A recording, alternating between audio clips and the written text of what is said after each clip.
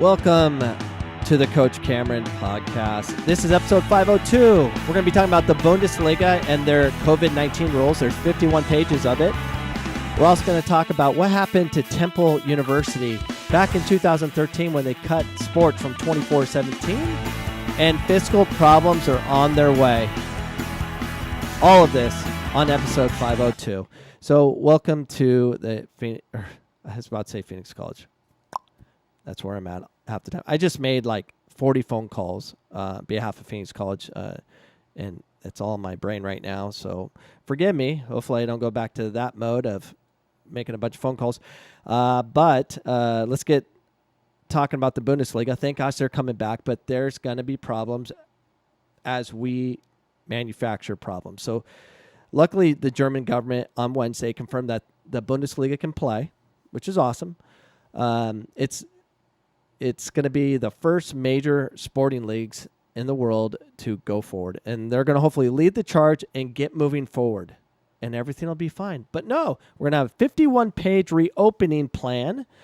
So this is what kind of talks about. It talks about the stadiums are going to introduce biological controls similar to that are required to a medical facility. Matches will be held without fans and under strict safety conditions, kind of like hospitals, without people in them.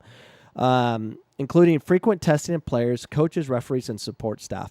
Stadiums will be allowed to have 330 people. That include security, club employees, team staff. Measures also will be taken to prevent fans from gathering outside the stadium and ensure social distancing in an attempt to try to prevent the virus from spreading. Well, I didn't even think about that one. Do you think the people are going to come out and cheer around the stadium? And what are they going to do to stop it?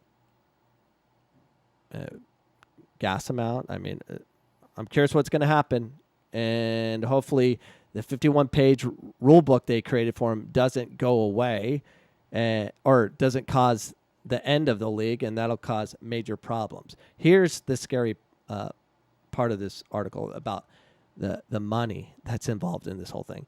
The Bundesliga had warned of a financial catastrophic problem if it was not allowed to finish their current season. So smaller clubs rely heavily on the television revenue that comes from live match broadcasts. In an interview with the New York Times, the Bundesliga CEO Christian Seifert estimates that the loss would amount to just over $850 million.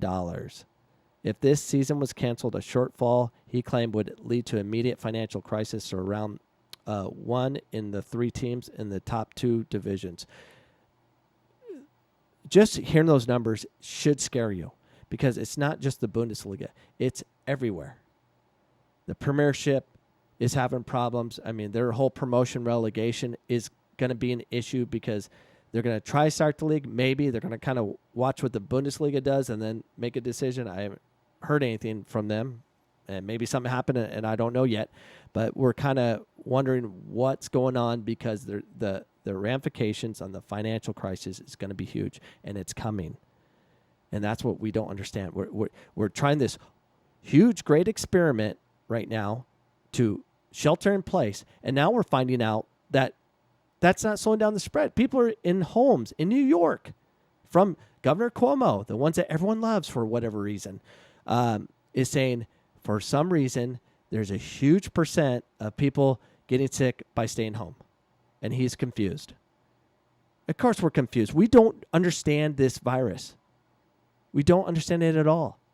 And we don't know how to combat it. So we came up with this thought process of let's shelter in place, stay in your homes. And everyone's, okay, bow down to that beautiful thinking that these scientists gave us and these medical experts have been wrong over and over and over again.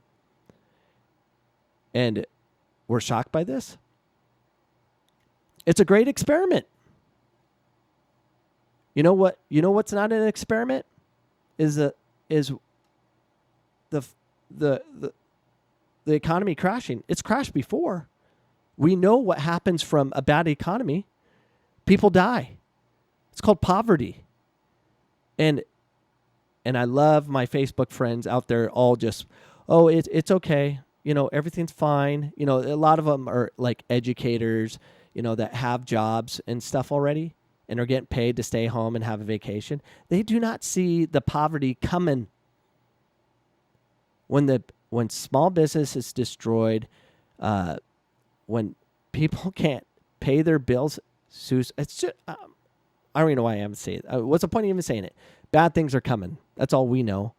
That's all I know. I'm familiar with bad economy. I've been there. Not as bad as most, but I know what it's like. And I remember. Apparently not everyone else does. So anyways, so fiscal problems are coming. So it's going to come to the colleges and universities as well.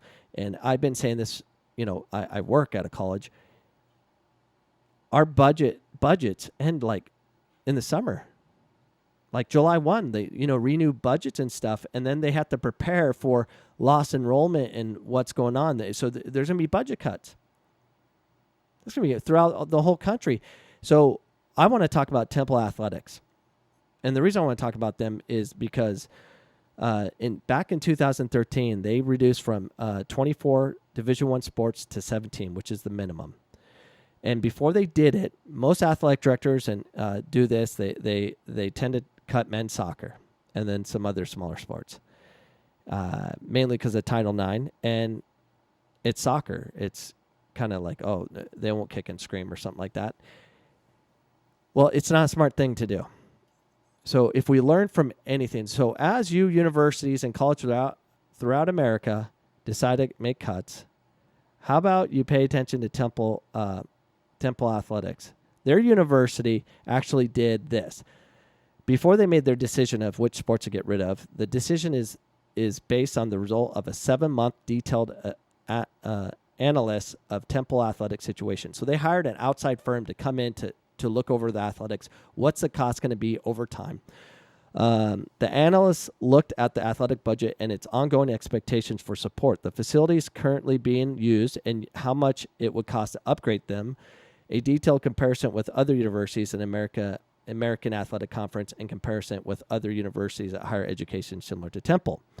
So they did a whole cost analysis, and they didn't cut soccer, which was shocking. Typically, that's the way it is. They got rid of baseball, men's crew, men's gymnastics, men's outdoor track and field, and men's indoor track and field, as well as 2 women's sports, softball and rowing. So they did this back in 2013, preparing for budgets and future problems and whatnot. So they factored in the travel part of it, how much the uniform, equipment, and coaches and stuff. It made more sense for them to cut those sports than men's soccer, which is shocking. Typically, men's soccer is always going down. That's kind of the first thing they do. So before all you university and colleges decide to start cutting things, hire an outside firm to really look at what the costs are and what impacts they're going to have. And it does make sense to keep men's soccer. It is the future in the United States. And I know that's not something that everyone wants to hear. But, follow Temple's lead. Do what they do. And it makes more sense to have a situation like that. So that's all I have on today's podcast. And I'm hopeful that as we go through this, that we just gain some intelligence and not be so scared. If you are scared right now, hunker in, stay in your home. Okay? Leave the rest of us alone. Let us go. We can't be controlled by fear, and that's what's happening. And it's just my opinion. But wear a mask? I'm not gonna. Oh wait, there I am. We're finding out masks don't help. Dr. Fauci says it doesn't help. Doesn't help. I listen to Dr. Fauci on that. All right, peace out.